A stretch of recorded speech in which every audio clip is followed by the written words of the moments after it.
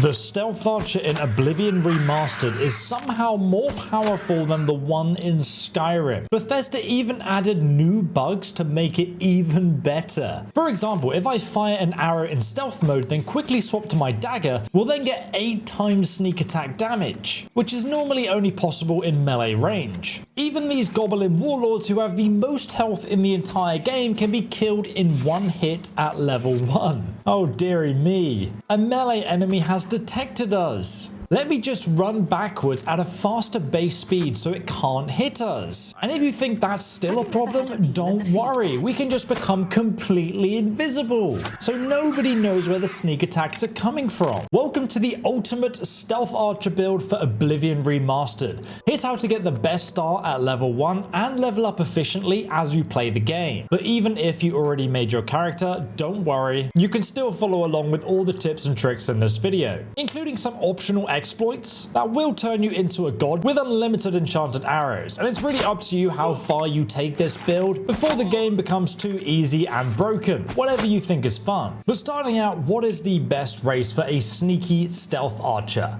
I'd actually recommend picking the one you like the most, because eventually we can max out all our stats anyway. Obviously the Bretons can reach 65% magic resistance right at the start of the game if you want to min-max your character. The Wood Elves, however, start with +10 to marksman and sneak, making them the best choice in terms of starting skills, but nobody wants to play a tree hugger. The Argonians get a 10-point bonus to agility and speed, which are key stats for us, especially if you don't want to level up beyond level 1. I'm personally going to take the Khajiit. We'll be selecting the Palatine origin so we have a higher endurance for extra health, and I'm going to call myself Smelly Cat. Gods give me strength. But if you like the challenge of Souls-like action RPGs with a gothic atmosphere, check out today's sponsor. Mandragora Whispers of the Witch Tree just launched, and it's a dark fantasy RPG that blends immersive exploration with skill-based combat. Starting out, you'll customize your own Inquisitor from one of 6 unique classes: the Vanguard, Nightshade, Spellblinder, Weird Warden, and Vindicator. Each have their own playstyle, and beyond that there's hundreds of weapons and items to craft with powerful talents that you can define your playstyle with. The combat itself is a Souls-like experience. You'll be able to dodge, parry enemy attacks, and strike with perfect timing. And don't worry, you can tune the difficulty to match your taste if you just want to enjoy the beautiful gothic atmosphere. And with over 75 hand-painted locations that feature 60 quests, which also has voice acting,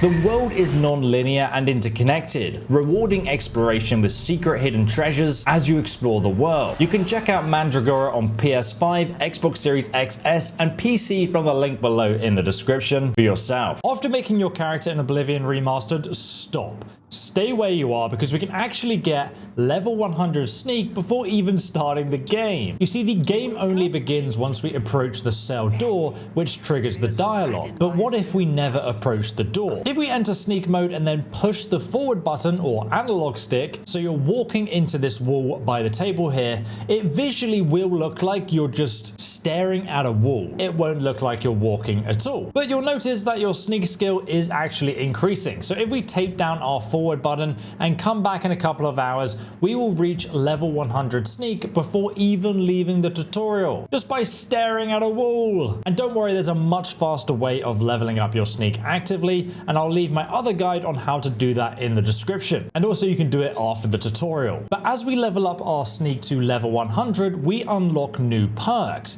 At level 25, our sneak attacks with bows deal 3 times damage, and daggers will deal 8 times damage.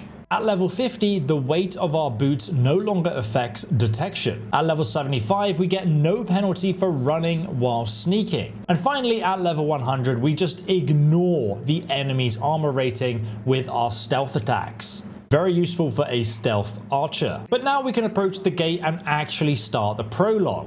Now when you go through the opening tutorial, you can grab yourself a bow, and now all the arrows that you fire can actually be picked up and recovered from the enemies. They no longer have a chance to break on impact. And while you can now block with a bow, it's much more efficient just to walk backwards away from the enemies, shooting them instead of getting hit at all. Once you reach the cave with the Goblin Shaman, you can take him out and then loot the chest chest next to his cauldron where you'll find a repair hammer, and we will need this later on. If you miss it, you can just buy it from a blacksmith though. They're not exactly rare. We also want to be equipping all of the light armor that we come across, since that is the armor type we're going to be focusing on during this playthrough. The next character decision we're going to need to make is our Birthsign. Now the best endgame Birthsign is the Lord Stone, but it's 15% resistance to physical and magical damage. Now if you don't plan to use magicka at all, the Atronach Stone is actually great because it gives a 50% spell absorption effect, but it does stop your magicka regenerating completely. Now there are ways of working around this, but it's just very tedious to deal with, so I don't recommend using it on your first playthrough. Instead, we're going to go for the Thief Birthsign because it gives us 10 agility, speed, and luck.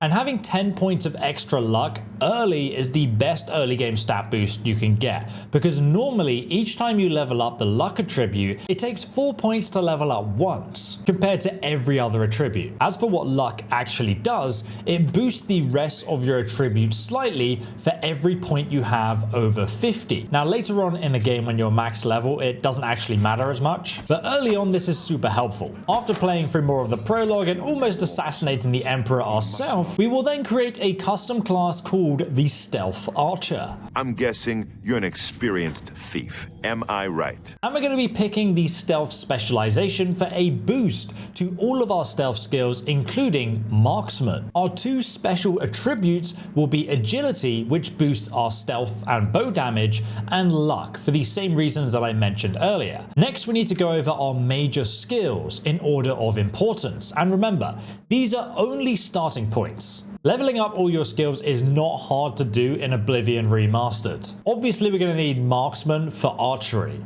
Sneak for stealth, or if you already leveled it up to level 100, you can pick something else. Depends if you want to play the game organically or grind out all your skills to max them out as soon as possible. Thirdly, we're going to pick light armor. Fourthly, athletics, which allows us to outpace any enemies. The rest of the skills are actually optional, but I will be using alchemy to craft some very overpowered poisons later on.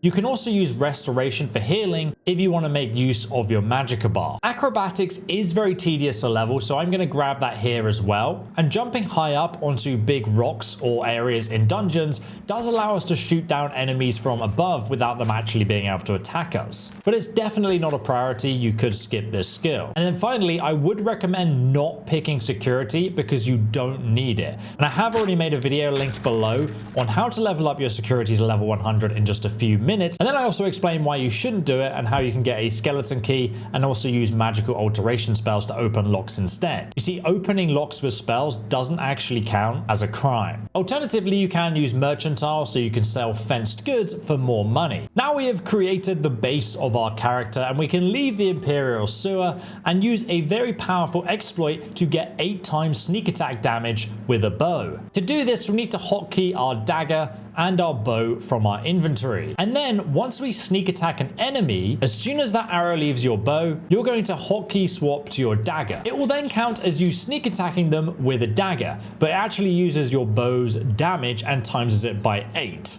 Including the arrow's damage and any enchantment effects. Now you do need to be a certain amount of distance away from the enemy for this to work because you need to swap to your dagger before the arrow actually hits the target. Since we also have level 100 sneak, we ignore the enemy's armor as well. So next we just need to upgrade our bow and arrow damage so we become even more powerful. And just so you know, if you don't want to cheat like this, you can kill pretty much most enemies already with a 3 times sneak attack damage anyway, so it isn't actually necessary. But just so you understand, let's quickly go over how bow damage is actually calculated. So firstly, we have both the arrows and the bow damage itself. And the damage scales off your agility attribute and your marksman skill up to level 100. At this point, your damage calculation is capped. Even if you fortify archery or agility past 100, you won't be doing any more damage. But trust me, there are other ways of increasing damage. You can also enchant your bow and you can get enchanted arrows as well. And this can give you insane damage potential and magical effects. But your bow sneak attacks deal 3 times the base damage of the bow and arrow, unless you use that weapon swap method and then it's 8 times damage, which will instantly kill most enemies in the game. But now, the first step to upgrading our damage at level 1 is to get a better bow. The best bow you can get early in Oblivion Remastered is the Bound Daedric Bow, which is possible to unlock permanently. And the crazy thing is that this bow levels up in damage with your character, and it's also weightless. To get the Bound Bow for yourself, you need to come to the south of the Imperial City Arcane University, where this part of the island on the right jots out here. There you'll find Fatback Cave, and just across the river to the southwest, you'll find a bridge, and this is where you're going to find the unmarked Doomstone of Sidri Ashak. Once activated, it summons the Bound Bow and a Daedric Helmet for 2 minutes. But we obviously want it forever.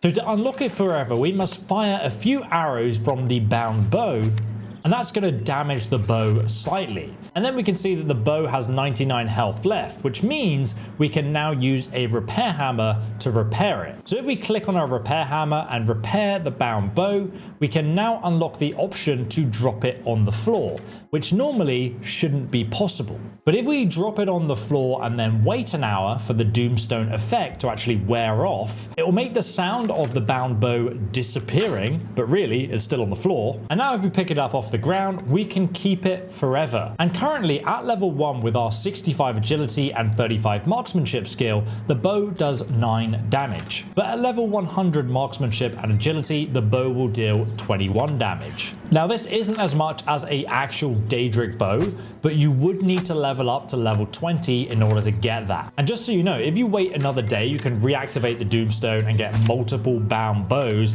that can all be enchanted with different effects. Okay, so now we have the best unenchanted bow at level 1. But how do we get some good light armor? Well, the best light armor early for a sneaky assassin is the Shrouded Armor, which you can get at level 1. And since the enchantments on this particular armor set don't scale depending on the level you are when you pick it up, it doesn't matter if we get it early on. So to get the Shrouded Armor set, we need to join the Dark Brotherhood. And to do this, we must assassinate an innocent target. This can be done early on by going to the northwest of the map, where you'll find the town of Cheydinhal. And north of this city, if you climb up to the east from Lake Arius, you will find a campsite called the Walker Camp. It's just here on the map. Once you arrive, you'll find 2 NPCs here, and if you're the first to attack them, it's going to count as you killing an innocent, but you don't get any bounty or anything for doing it. These guys also aren't attached to any quests. So using our new Bound Bow with a sneak attack weapon swap, we can instantly kill these guys with no issue at all.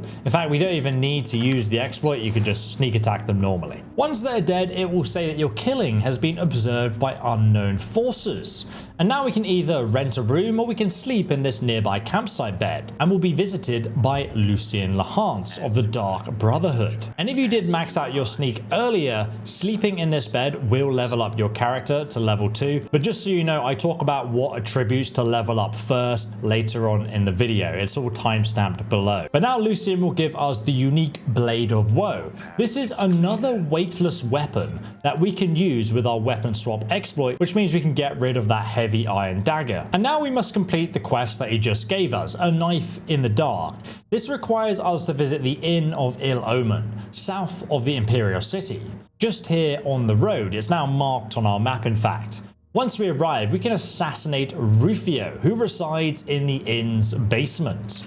Now, once you go inside, he's always sleeping, so he's very easy to kill, and he'll die in one hit no matter what you do. Once he is dead, though, you can sleep in his bed alongside his limp corpse, and Lucien will once again appear to direct you to the Dark Brotherhood Sanctuary in Cheydinhal. It's located here in the northwest of the map, and once you enter the sanctuary itself, you will be given the Shrouded Armor set.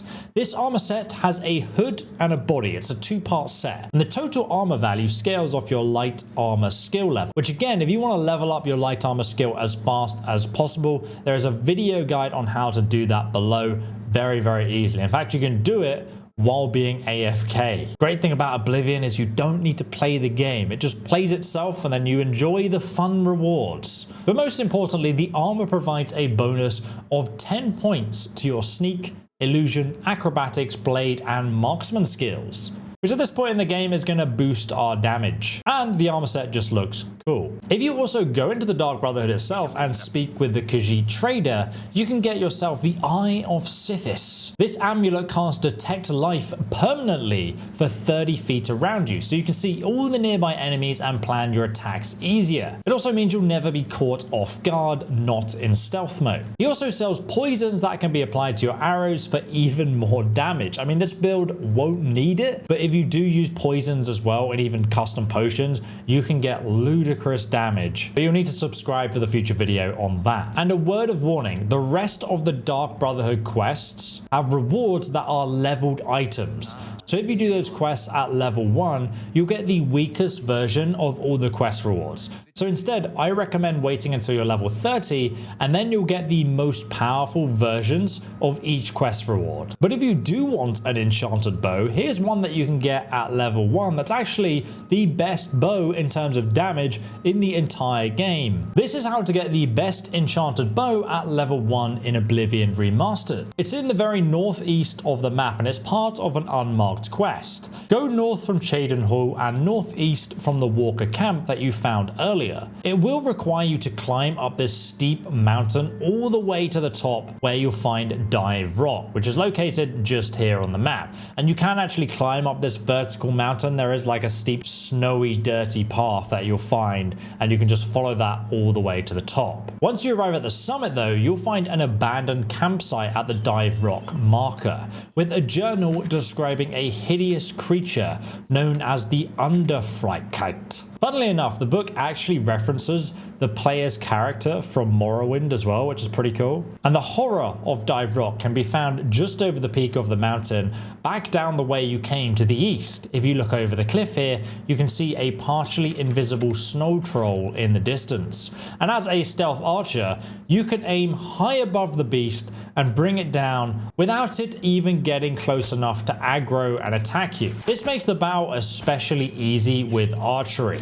Even if you do go down closer to it, you can kind of just jump on the rocks and it can't even get to you. Obviously, once you do defeat it though, you can head down the cliff, and once you arrive, you'll find Agnar dead beside the beast. And unfortunately, his wife, or at least the bones of what was left of Svenja Snowsong, inside it. This is also where we find Frostworm, the most powerful bow you can get at level 1. And since it's not a leveled weapon, there's no problem in getting it early. Now this unique elven bow does 9 damage and it scales up to 21 damage off our agility and marksman skill. But what makes it so powerful is the Frost enchantment, which does 15 frost damage even at level 1. And the combined damage is higher than any other weapon you can get this early on in the game. It's also important to note that the magic enchantments do not benefit from the sneak attack multipliers, but they do ignore the enemy's armor. We can also use the enchantment of this weapon 22 times before we need to go and recharge it. And most magical shops will recharge your items for you, or you can just use soul gems. So now we have the best bow. We need to get the best arrows. But before we do that, let me show you how to get unlimited arrows and gold with the duplication glitch. Now it's up to you if you follow this part or not, but if we head to the Imperial Market District, you can just go and find a barrel, empty everything out of it, and then you press the button at the bottom here to search. Then go to your inventory, put in one item that you want to duplicate back into the barrel, and we're going to be using the potion of healing for this. And then we're going to go back to our inventory and we're going to use this stack of 66 iron arrows. And if you don't have like a cheap stackable item, just go and buy some iron arrows from the store. But any stack of any item will work. And now we're going to press A and RB on Xbox at the same time. Or on PlayStation, it would be R1 and X. And now we're here, we can double tap X or A on Xbox. And now if we check our inventory, we have 66 potions of health.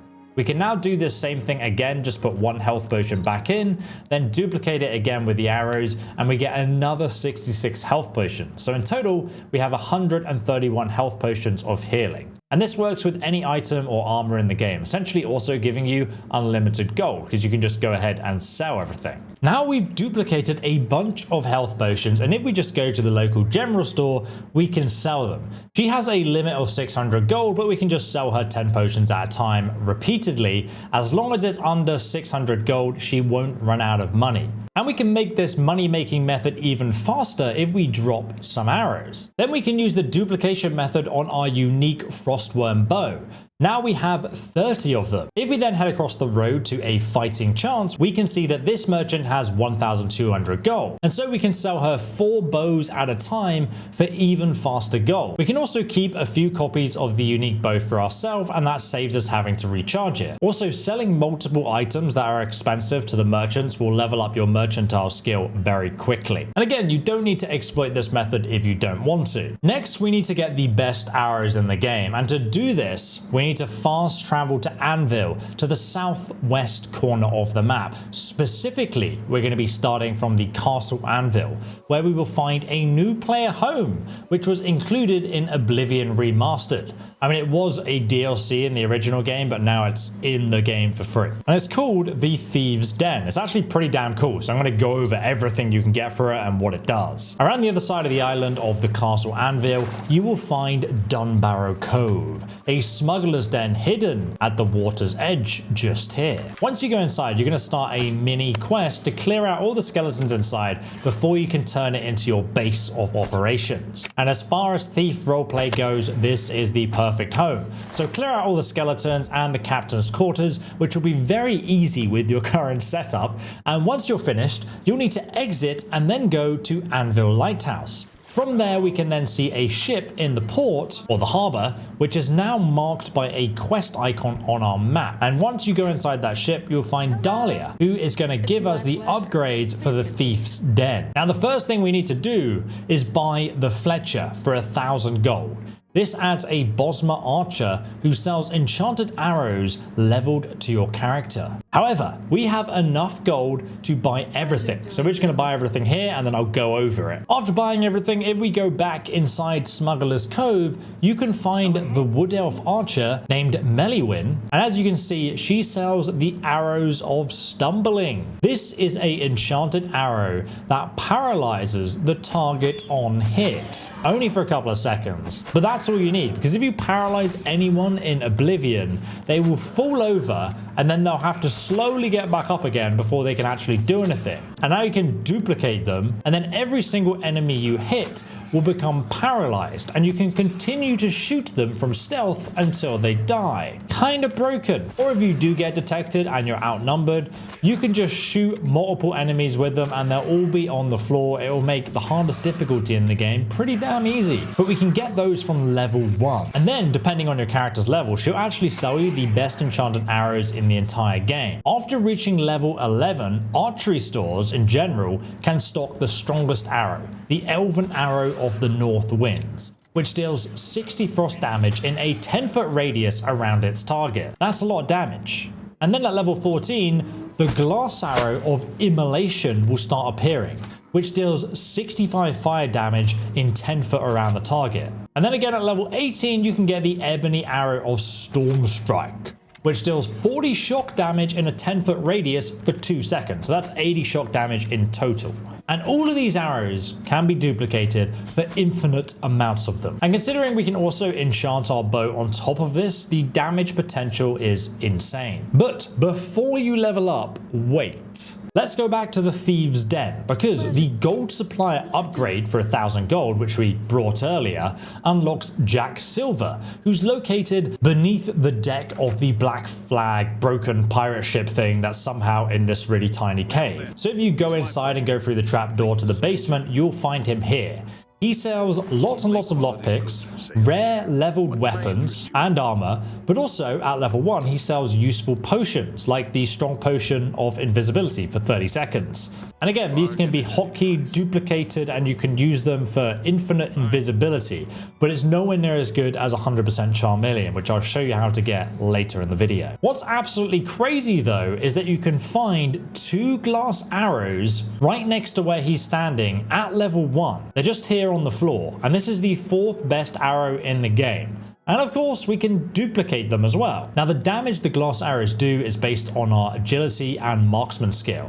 But at level 100, they will deal 18 damage a shot. And along with our 21 damage bow, that is 39 damage a shot. So if we sneak attack, we're doing 117 damage. And then if we use the weapon swap ability, we're dealing 312 damage. And obviously we can also enchant the bow as well and do even more damage. But that is literally the best arrow you can get at level 1. And we also got the 1000 gold security upgrade, which provided a hard locked chest that can be found just by the entrance on the right as you come inside. Now this hard locked chest can be unlocked multiple times to train your security skill. It always locks itself after you unlock it, so you can do it over and over to level up your security skill. But I do not recommend it. Like I said at the start of the video, I've got a guide below on why you shouldn't bother leveling up your security skill. This also added a merchant though called Tam Blackwell, and he will sell you alteration spells that you can use to unlock a lock. When you use a spell to unlock a lock, it doesn't count as a crime. We also got the 1000 gold fence upgrade, which adds a Redguard fence who sells some useful enchanted items. But more importantly, he's going to fence all your stolen goods for you. He also owns Bacon the pig, who cannot be killed. So you can train your combat skills on this little piggy, but when it goes unconscious, it doesn't count as you hitting an enemy. So there's actually a much faster method to level up your skills, which I'll show you later. The Dark Elf, on the other hand, sells invisibility spells and a 75% Chameleon spell. Pretty handy if you want to be almost invisible. However, I will show you a better method of doing this later in the video. If we upgrade our captain's quarters, we will get an upgraded bed and some safe storage that you can freely store all your belongings in without them going missing. You'll also be able to collect your share of the loot from this chest at the bottom of your bed. And you'll find the smuggler's key here, which gives you a shortcut into Castle Anvil from the Thieves' Den. You can actually unlock a secret passage that either leads you into the kitchens or straight into the royal quarters, where you can loot everything and find a hidden balcony to fast travel from. Now, if you go back to the ship's deck, you will find 3 smugglers who will join your crew after you've brought all the upgrades. Now, these crew members can be sent out to plunder everything, and after 1 in-game week, you'll get a notification saying they've returned, and you can loot your chest in your quarters for between 100 and 2000 gold, depending on your character level. At level 20, you'll get the max 2000 gold, and it basically scales up in between. But now we have the most powerful bow at level 1, the most powerful arrows, the best armor set. We now need to level up our marksmanship skill to increase our damage further. So the fastest way to level it up is by hitting targets with arrows. And the best way to do this is to go south of the Imperial City to Stable, just here on the map.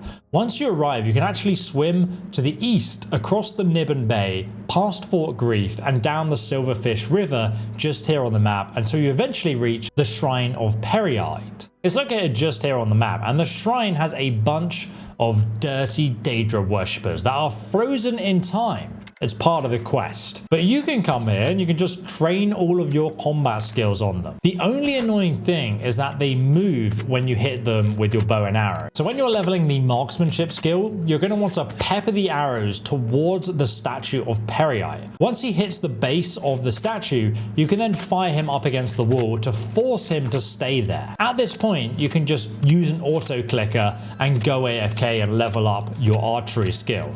You can also crouch to level up your sneak skill at the same time, but we've already got 100 sneak, so we don't need to do that. There's also an even faster sneak leveling method in the description below. Unfortunately, it's going to take a while to level, even with marksman as a major skill. So you can also pay skill trainers to level up a bit quicker, but ultimately this is going to be the main strategy we use.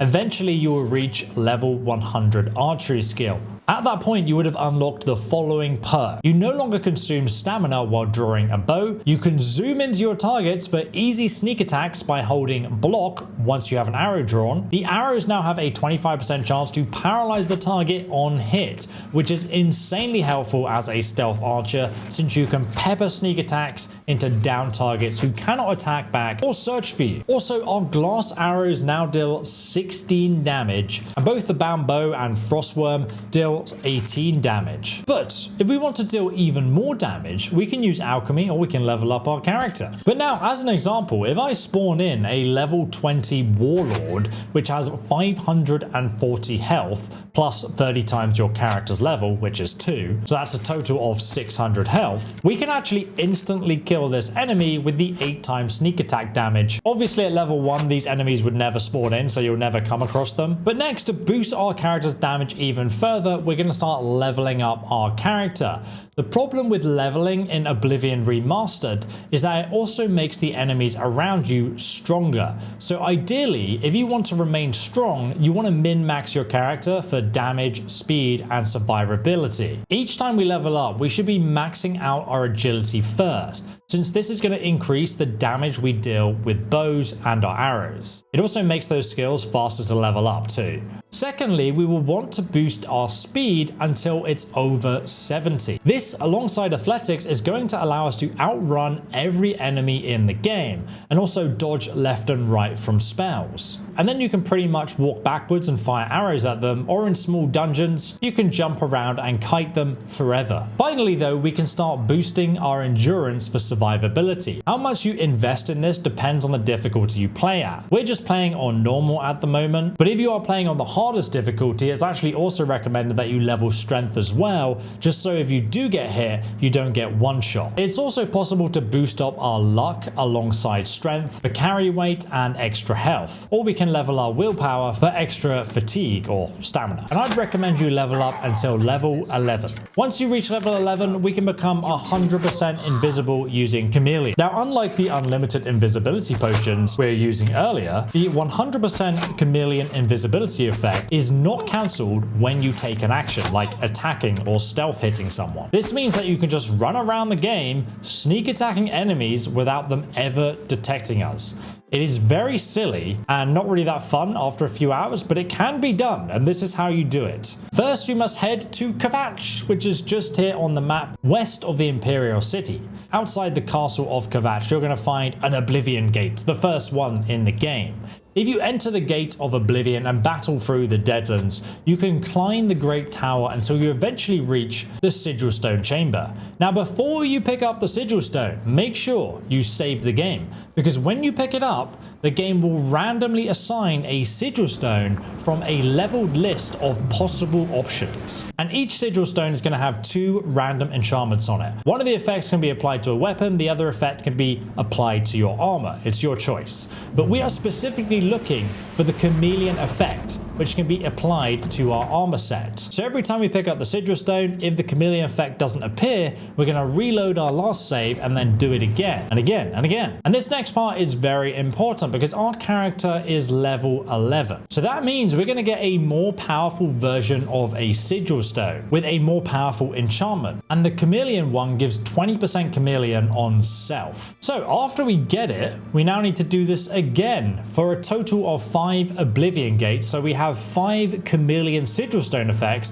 ready to apply to our armor set. I'm only joking, of course. What we're actually going to do is duplicate it 5 times. Thank you, Bethesda. Now we've got our 5 Sigil Stones, we can just buy any light armor set, and then we can apply these Sigil Stone effects to each piece of armor. And 5 times 20% Chameleon equals 100% Chameleon. And obviously, because we have 5 pieces of armor, 5 times 20% equals 100% Chameleon, basically rendering us completely invisible. Nobody can detect us anymore. I should mention that the max level Sigil Stone you can get is actually at level 17 plus. And at that point, you'll find Sigil Stones with 30% Chameleon, which means it only takes up 4 armor slots to do this. And the last one, you can put something else on it. So now with 100% Chameleon, you are able to move freely throughout the entire game, killing, assassinating, stealing, sneak attacking, and doing whatever you want without being seen or confronted. There are no repercussions, no rules. You are invincible to all living creatures or NPCs within the game. Your power is unlimited. Then pay with your blood. He was here a second ago. Really, you have achieved divinity, more powerful than a Daedric god, perhaps even equal to God Howard himself. If you want to level up the rest of your skills fast, check out the other guides in the description below. And if you want to boost your damage even further for some reason, check out the alchemy guide and enchanting guide that I'll be making and linking there too.